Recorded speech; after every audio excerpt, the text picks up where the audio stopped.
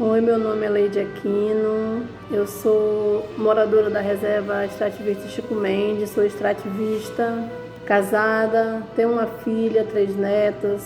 O início da minha militância foi através da Igreja Católica, ainda nos anos 80, das comunidades eclesiais de base. Na minha comunidade, comecei militando, acompanhando o trabalho do monitor da igreja na minha comunidade. Depois trabalhei como grupo de jovens e, ainda bem jovem, comecei a militar no movimento sindical. Aqui no Acre, aqui na minha região, aqui em Chapuri, a grande luta que a gente tinha no momento, através do movimento sindical, era a luta pela terra. A gente estava num momento de muito conflito. Foi na época da década que finalizou um ciclo da borracha e estava entrando aqui no estado a pecuária. O governo do Acre, da época, estava, abrindo as portas do Acre para a entrada da pecuária. E isso significava a expulsão de seringueiros, das suas áreas, das suas colocações. Tinha seringais inteiros que foram todos expulsos. E frente a essa situação,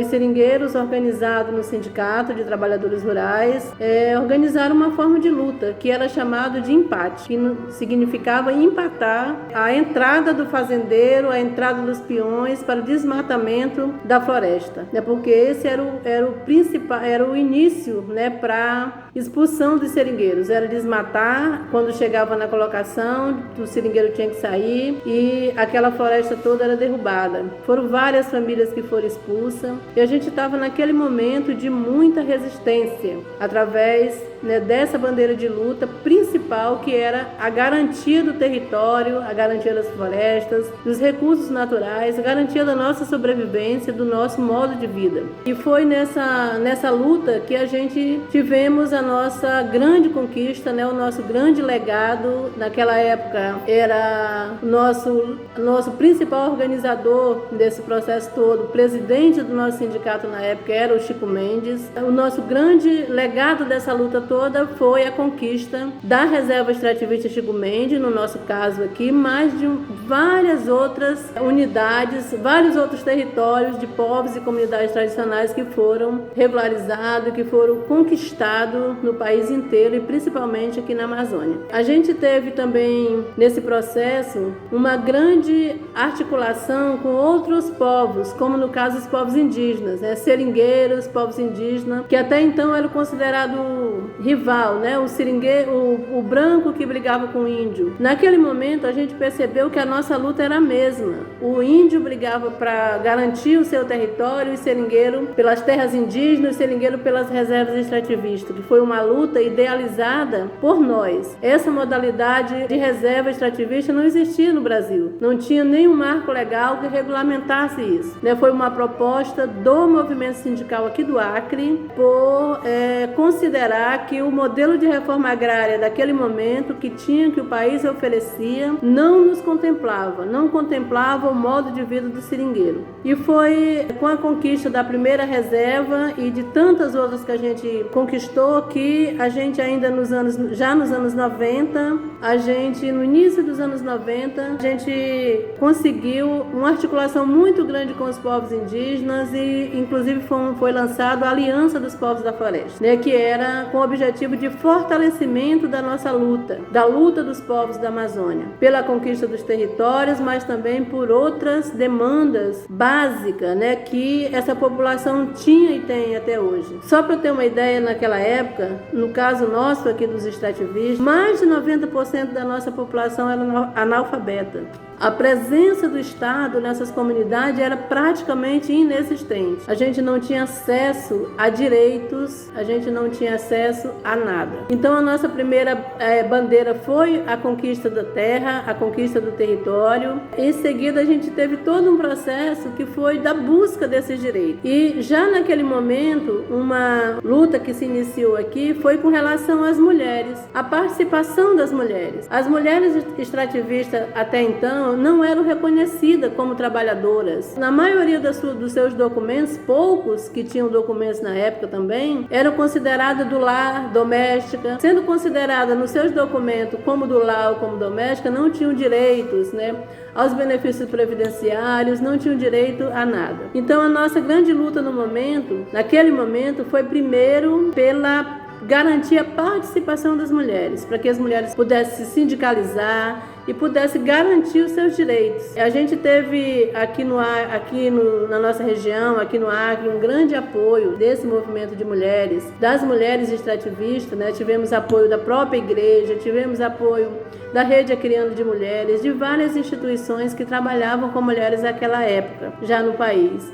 Muito poucas, né, as experiências que tinha aqui no nosso estado, mas a gente trabalhamos inicialmente por dentro do Sindicato de Trabalhadoras Rurais, né? Eu lembro que à época a CONTAG lançou uma grande campanha nacionalmente, né, de documentação das mulheres trabalhadoras rurais, e nós trabalhamos isso fortemente aqui no estado para garantir que as mulheres fossem reconhecidas primeiro como cidadã, porque a maioria delas não tinham sequer o registro de nascimento. E a gente trabalhou essa campanha aqui de documentação.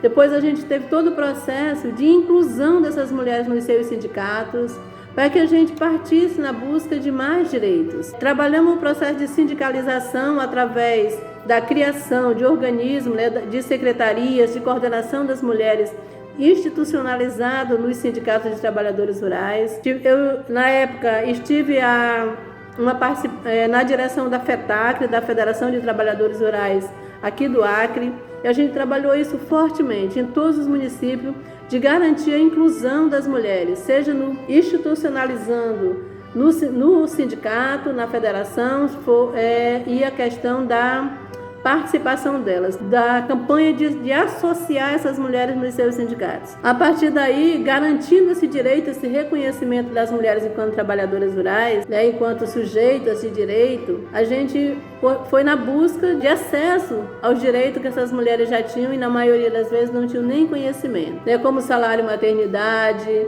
né, como a aposentadoria, né, por tempo de serviço da trabalhadora rural e vários outros benefícios, acesso ao crédito e tantos outros, né, que a gente buscou nessa luta toda.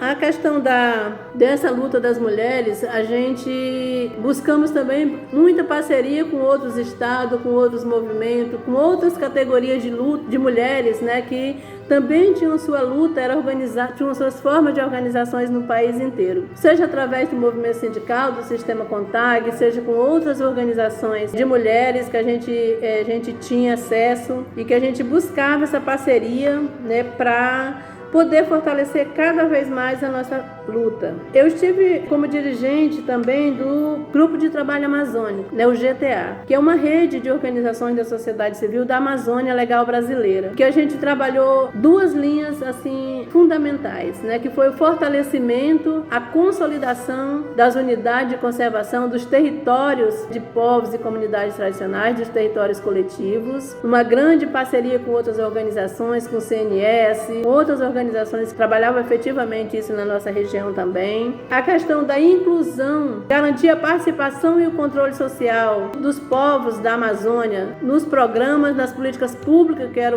são voltadas para a nossa região, e a questão das mulheres, né? Trabalhamos um lindo programa, foi de dar voz às mulheres da Amazônia, né? Foi um programa de comunicação, onde a gente teve uma parceria muito grande com uma jornalista muito conhecida na nossa região, chamada Mara Régia, que trabalhou esse projeto lindíssimo na Amazônia inteira, né, onde deu vozes às mulheres que são invisibilizadas na nossa região, e a gente trabalhamos nas 17 regionais que a gente tinha nos estados da Amazônia Legal, fortalecendo a articulação daquele local, o movimento daquelas mulheres, incluindo e dando visibilidade a todo um trabalho que essas mulheres já exerciam naquele momento. Dentro do GTA também, a gente fez aqui na nossa região, naquele momento se estava trabalhando o processo de desenvolvimento da Regional do Alto Acre. O estado do Acre estava num processo muito rico, né, de discussão e de mobilização da sociedade para garantir que as políticas de desenvolvimento elas chegassem, né,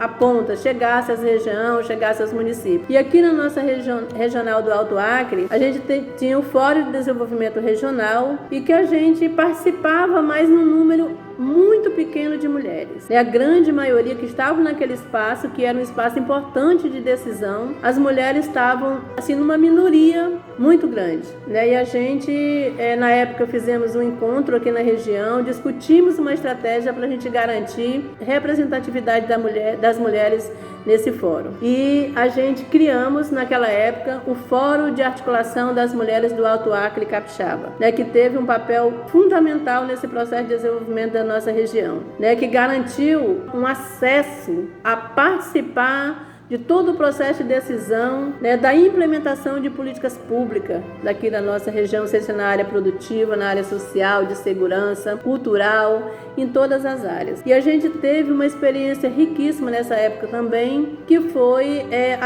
garantir a nossa participação num outro fórum aqui da Tríplice Fronteira da região do Alto Acre, com o Brasil, Peru e Bolívia, que foi o Fórum MAP. Garantimos a nossa participação e fizemos uma articulação muito forte com as mulheres desses outros dois países, abordando principalmente 3 temas fundamentais: a questão da geração, emprego e renda das mulheres, geração de renda das mulheres, a questão da segurança e violência doméstica e a questão da organização, né? Qual que era todo o sistema de organização dessas mulheres, na questão do fortalecimento, da implementação de políticas públicas. Então foi uma experiência muito rica que a gente teve, tivemos avanços muito grandes, né? Que culminou depois já com a minha participação no governo do governador Binho Marques, do Partido dos Trabalhadores, onde a gente foi convidada para trabalhar essa parte de assessoria da implementação de políticas públicas para as mulheres no governo do estado, e a gente fortaleceu essas articulações que a gente já tinha com os países aqui da nossa região. Trabalhamos muito internamente a elaboração do Plano Estadual de Política para as Mulheres, que foi